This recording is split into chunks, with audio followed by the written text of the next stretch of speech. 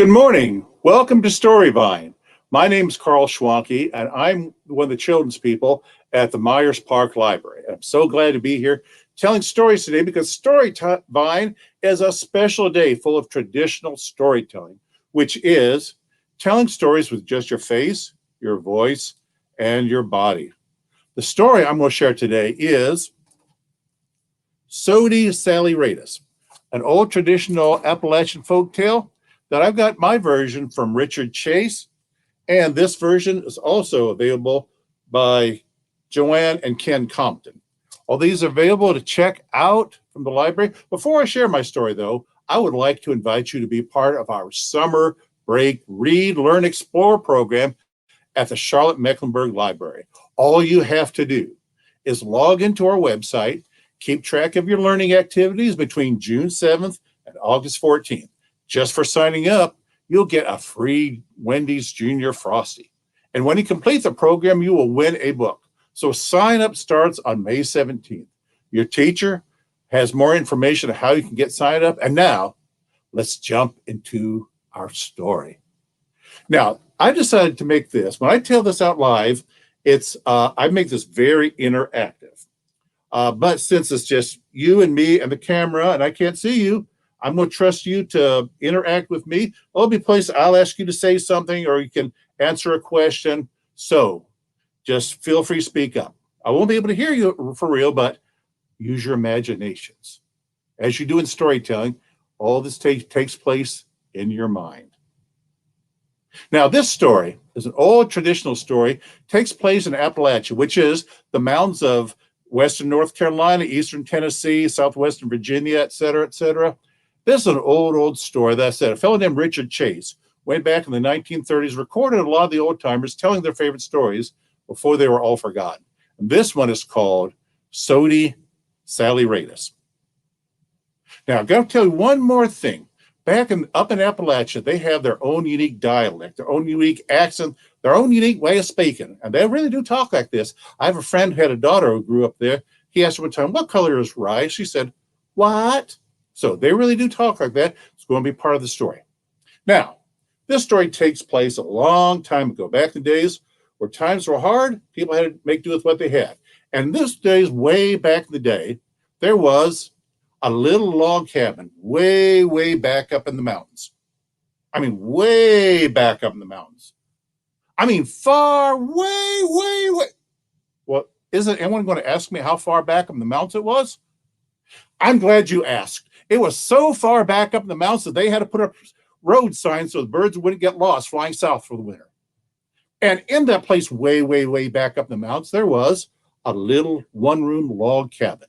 And in that one-room log cabin, there was a little old man, a little old woman, a little boy, probably not much older than most of you out there, and a little girl, probably about the same age as most of you out there. And they all lived together in that one-room house. They also had a pet animal. Now, let's see if you can guess what kind of animal that was they had for a pet. A dog? No, they used the dogs to go hunting. A cat? No, they keep the cats out in the barn to chase away mice and rats and things like that. Goldfish? No, they didn't. No, they didn't have goldfish. They didn't have tanks for goldfish. Times were hard back then. A donkey? What kind of animals do you have in your house?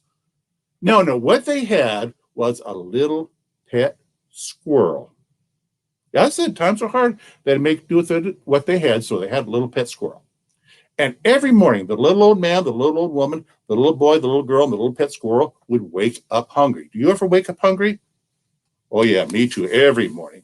And when they woke up hungry, they'd all yawn and stretch. And they turn to the little old woman. They say, "Hey, Granny, we're hungry. Would you fix up some biscuits for breakfast?" And the little old woman say, "Well, sure. I'll fix you up a great big batch of biscuits." So she'd go up to the cabinet, get down the great big mixing bowl, and get all the things they would need to stir up to make some biscuits. Now, what do you think they need to make biscuits? Flour, that's right. Milk, that's right. A little bit of water, a little eggs, a little pinch of salt, something like that. And they needed one more thing to keep the biscuits from getting all hard and flat. It was baking soda. That's right, baking soda. Keep the biscuits, as I said, from getting all hard and flat. Now, baking soda has a proper scientific name. It's called sodium bicarbonate. Can you say that back to me? Sodium by very, very good. But as I said, up there, they had their own unique dialect, their own unique accent, their own unique way of speaking. Instead of calling it baking soda or sodium bicarbonate, they called it sody. They called it sody saleratus. And so the little old woman got the big mixing bowl, put it down the counter, got the flour, got the milk, got the eggs with the water, the pinch of salt, stirred it all up, and she reached up to that cabinet to get that big box of sody, and she looked inside, and that box was empty. That's right. She turned to everybody and said, "Oh, I'm so sorry. I can't fix you no biscuits this morning because we're plumb out of sody saleratus." Everybody gave the collective version of, "Oh, man, I'm so hungry. I want some biscuits." Oh, let me tell you about Granny's biscuits. She'd mix all that stuff up, pour it into the baking pan, put that in the oven. That smell of the biscuits would fill that cabin. And then she'd bring them out. And she'd slice them open. They'd be hot and steaming. Then she'd put freshly churned butter on it. It would melt into the biscuits and down the side. Then she'd put strawberry jam on them, or blueberry preserves on them, or freshly sweet apple butter on them. And I better stop before I make myself hungry here. But you get an idea why everybody wanted those biscuits so badly. So they're all moaning and groaning until the little boy, I said about your size, popped up his hand and said, "Hey, Granny, I'll go to the store for you. I'll get you some biscuits. I'll get you some soda so we'll get some biscuits." And the little old woman, said, "Oh, you're so sweet. Would you really do that for me?" And, pinched his cheek and did all that stuff. And so she gave him the money. He put it in his pocket. He walked off down the road, headed toward the store. And as he was walking down the store, he started thinking about those fresh, hot biscuits and the strawberry jam, blueberry preserves, and apple butter. He got so excited thinking about those fresh, hot biscuits that he started singing a little song. He started singing, "Sody, sody, sody, saleratus." Yeah, come on, sing along with me, come on. "Sody, sody, sody, saleratus." And he got to the store, and he knocked on the counter, and the man said, "Yes, sir, may I help you?" And the little boy said, "Yes, sir. May I please have some soda saleratus because we need some biscuits for breakfast this morning because we're real hungry." So the man reached up on the counter, gave the boy a box of soda. The little boy handed the man his money. The little boy said, "Thank you," and started walking back down the road. He's walking back the road. He was thinking of those fresh, hot biscuits, right? He started singing that song again, going, "Sody, sody, sody, saleratus." Wait a minute. I left something out. Left out something important. Because to get to the store, he had to go across this deep, deep gully. And over that deep, deep gully was an old rickety wooden plank bridge. So the little boy starts walking across, going trippity, trappity, trippity, trappity, trippity, trappity, got all the way to the other side. But all of a sudden, there popped out a great big bear. Scared that little boy just like I scared you. He went, "Ah!" And the bear looked that little boy right in the eye and said, "You woke me up out of a deep sleep, and I'm powerful hungry. I'm going to eat you up and your box of soda too." Oh, ate up that little boy and his box of soda in one bite. Crawled back under that bridge and went right back to sleep. Well, of course, back home, way back in the day before cell phones and anything like that, they were all sitting around wondering, "Where is that little boy?" said the old woman. "We supposed to have some soda saleratus so we can have some biscuits. Here, little girl, go down the road, find your little brother, tell him hurry up and hold that soda because we need them biscuits because we're real hungry." So she said, "All righty." So she starts walking up the road. She starts singing about those fresh, hot biscuits. She gets so excited, she starts singing, "Sody, sody, sody, saleratus." And she gets to the store. She knocks on the counter. The man said, "Yes, sir. Yes, ma'am. May I help you?" He said, "Yeah, had my little brother been here a while ago, and he's supposed to buy a big box of saleratus so we can have some biscuits this morning for breakfast because we're real hungry." The man said, Well, yes, I did see your little brother come in here a while ago, and he did buy a big box of soda, but that's been a while ago, and I haven't seen him since, and I don't know what could have happened to him. And so the little girl, being very thank you, and started walking back down the road, singing her little song, going, Sody, Sody, Sody, Sally Raiders. She gets to the same bridge, starts walking across the bridge, going, trippity, trappity, trippity, trappity, trip. She gets about halfway across the bridge, trippity, trappity, about 2/3 of the way across the bridge, trippity, trappity, trip, when all of a sudden, who should appear but a big, brown, hairy, red-eyed bear. Scared that little girl just like I scared you. She went, ah! That little bear looked that little girl right in the eye, and he said, you woke me up out of a deep sleep, and I'm powerful hungry. I ate the little boy in his box of soda. I'll eat you up too. Boom! Swallowed up that little girl in one bite. Crawled back under that bridge, went right back to sleep. Well, at home, the little old man, the little old woman are just kind of sitting there in the rocking chairs, just rocking back and forth. Till finally, the little old woman turns to the little old man and says, hey, old man, go down the road, find them 2 kids. I need that soda so I can make us some biscuits because we're hungry. So the little old man says, all righty. He starts walking down the road. He starts thinking about those fresh hot biscuits. He starts singing, Sody, Sody, Sody. No. You're doing it wrong. No. You got to sound like an old dude. Come on now. Come on. Sody, Sody, Sody, Sally Raiders. Some of you make pretty good old dudes out there. Better than this old dude even. So he gets to the counter. He knocks on the counter of the store. The man says, yes, sir. May I help you? The old man said, yeah, have you seen my little girl come in here a while ago? She's looking for a little brother because he's supposed to buy a big box of salad race so we can have this money for breakfast because we're real hungry. That's right, it said. Well, that's been a while ago, and I did see a little girl come in a while ago, and she was looking for a little brother. He did buy a big box of soda, but that's been a while ago, and I haven't seen them since, and I don't know what could have happened to them. So the little old man says, right, thank you, Shenny. He starts walking back down the road, and he starts singing, Sody, Sody, Sody, Sally Raiders. He gets that same bridge, starts walking across the bridge, going, trippity, trappity, trippity, trappity, trip. It gets about halfway across the bridge. Trippity, trappity, trippity, trappity. Gets about 2/3 of the way across the bridge. Trippity, trappity, trip. Gets about 11/16 of the way across the bridge. Trippity, trappity, trip. When all of a sudden, who should come out but a big, brown, hairy, red-eyed, snaggle-toothed, stinky breath, pot-bellied bear. Scared that old man just like I scared you in here. Ah! Pretty scared, wasn't he? But the bear just looked that old man right in the eye. He said, you woke me up out of a deep sleep, and I'm powerful hungry. I ate up a little girl and a little boy in his box of soda. I'll eat you up too. Boom.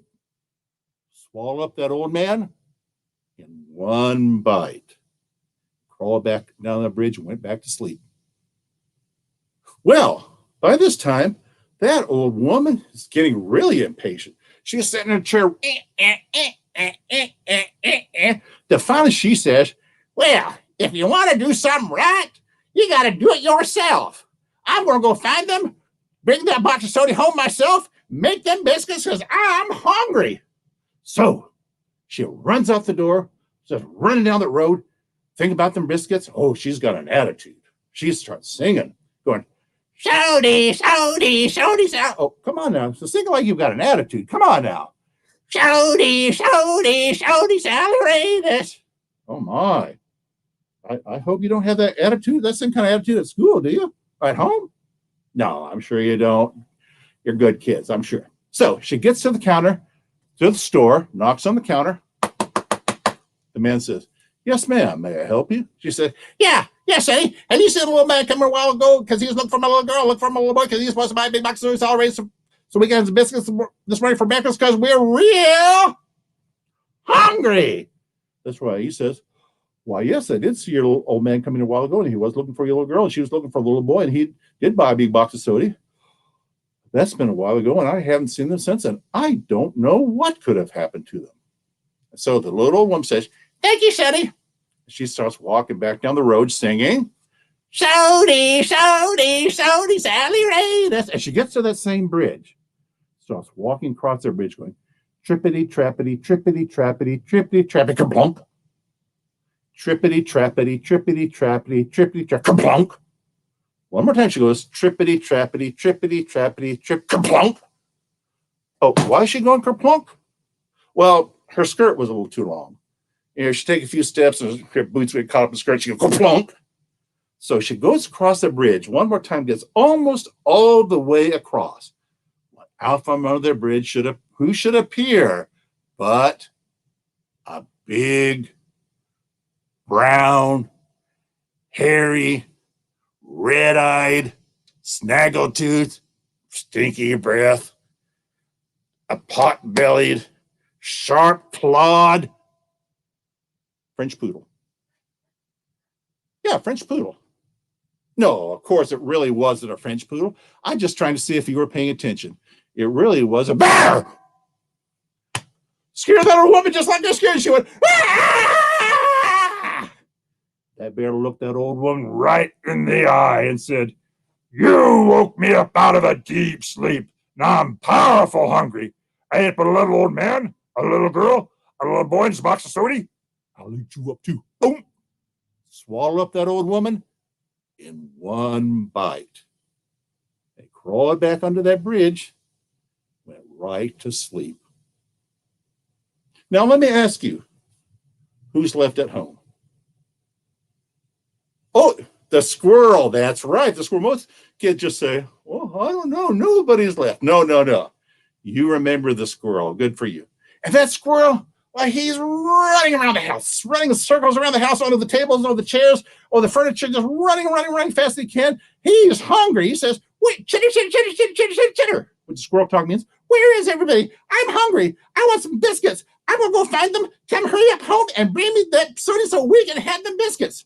So he jumps off the table, runs out across the floor, runs out the door, runs on the road, starts running down the road singing, Sody, so outrageous, Sody, so outrageous. Gotta say it real fast, like a squirrel. Come on. Sody, so outrageous, Sody, so outrageous. Gets to that store, knocks on the counter. The man says, yes, sir, may I help you? The squirrel says, chitter, which the squirrel talk means, have you seen the little old woman, the little old man, the little girl come here, look for the little boy? So this is supposed to buy a big box, so it's all raised, so we got business in the morning for breakfast because we're real hungry. The man says, well, yes, I did see the little old woman, and the little old man, and the little girl, and the little boy, and he did buy a big box of soda. But that's been a while ago, and I haven't seen them since, and I don't know what could have happened to them. And so the little squirrel, even he is taught to be polite, says, chitter, which squirrel talk means, thank you. He hops off the counter, runs down the road, starts singing, Sody, so outrageous, Sody, so outrageous. He gets to the same bridge, starts running across the bridge, going, trippity. When all of a sudden, who should come out but a big, brown, hairy, red-eyed, stinky breath, pot-bellied, sharp-clawed. What? What'd you say that was? A bear? Did you say a bear? That's funny. I could have sworn they said it was a bear. But you know what? That squirrel was not scared one bit. He looked at that bear right in the eye, and that bear looked that squirrel right in the eye. And he said, you woke me up out of a deep sleep, and I'm powerful hungry. I ate up a little old woman, a little old man, a little girl, a little boy, and his box of soda, and I'll eat you up too. He opened his mouth to swallow that squirrel. Also, that squirrel went, run down that road, leaving a big trail of dust behind him. That bear looked at it down the road and said, well, if you can run so fast on your little bitty legs, I can run just as fast as my great big ones. He starts running down the road, going, glump. Come with me. Glump. And in real life, bears are very fast. A human being cannot outrun a bear. Remember that if you're out in the woods. He starts running. The squirrel's going down the road like this. The bear's coming up right behind him just like this. He gets so close that he opens up his mouth to swallow that squirrel, and that squirrel goes right up a tree. And that bear says, well, if you can climb trees with your little bitty legs, I can climb trees with my great big ones.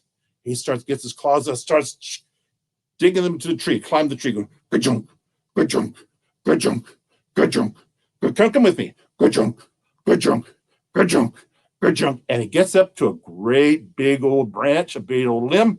The squirrel goes to the end of that limb and squeezes and squinches himself up real tight. That bear says, he's scared. That squirrel was not scared one bit. He was squeezing and squinching himself up so tightly so that he can make a powerful leap. He goes up, up, up, up, up, and into the next tree. And that bear says, well, if you can jump so far in your little bitty legs, I can jump just as far in my great big ones. He squeezes and squinches himself up real tight, and he gives a powerful leap.